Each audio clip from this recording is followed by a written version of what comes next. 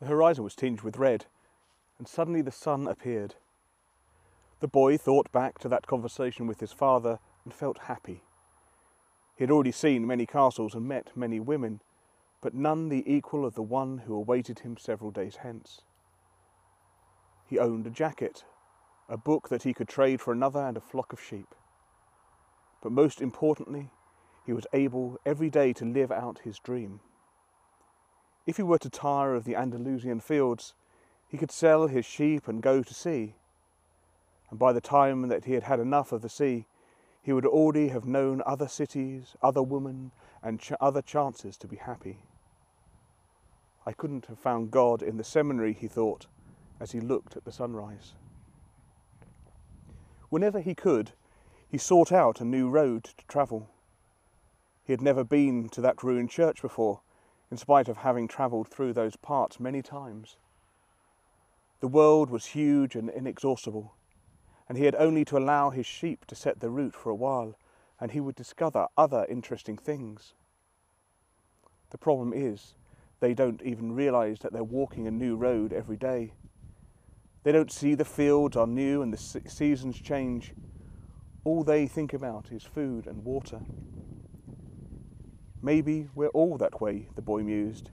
Even me. I haven't thought of other women since I met the merchant's daughter.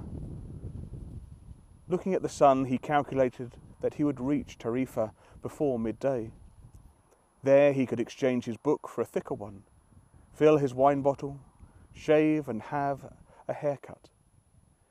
And he had to prepare himself for his meeting with the girl, and he didn't want to think about the possibility that some other shepherd with a larger flock of sheep had arrived there before him and asked for her hand.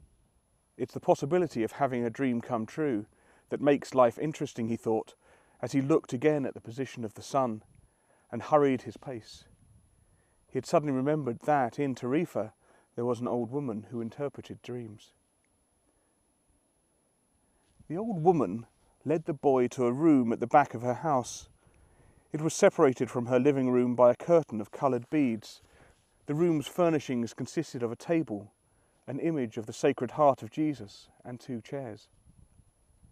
The woman sat down and told him to be seated as well. Then she took both of his hands in hers and began quietly to pray. It sounded like a gypsy prayer. The boy had already had experience on the road with the gypsies. They also travelled, but they had no flocks of sheep. People said that gypsies spent their lives tricking others. It was also said that they had a pact with the devil, and that they kidnapped children and taking them away to their mysterious camps made them their slaves.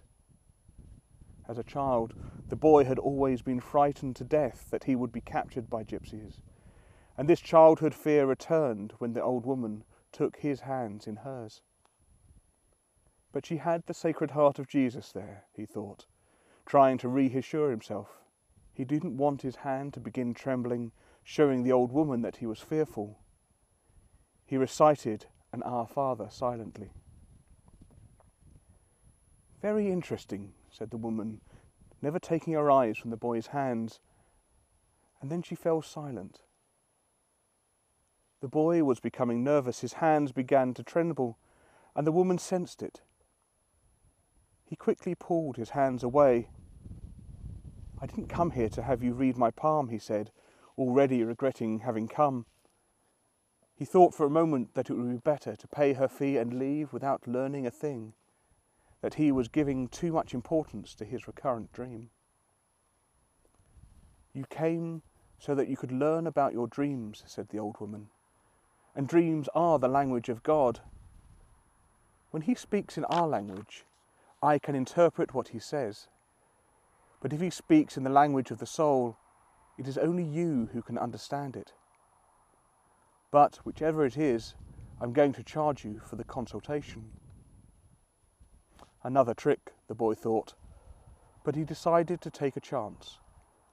A shepherd always takes his chances with wolves and with drought, and that's what makes a shepherd's life exciting. I have had the same dream twice, he said. I dreamed that I was in a field with my sheep when a child appeared and began to play with the animals. I don't like people to do that, because the sheep are afraid of strangers. But children always seem to be able to play with them without frightening them. I don't know why. I don't know how the animals know the age of human beings. Tell me more about your dream, said the woman. I have to get back to my cooking, and since you don't have much money, I can't give you a lot of time. The child went on playing with my sheep for quite a while, continued the boy, a bit upset.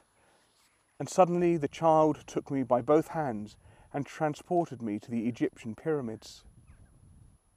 He paused for a moment to see if the woman knew what the Egyptian pyramids were, but she said nothing.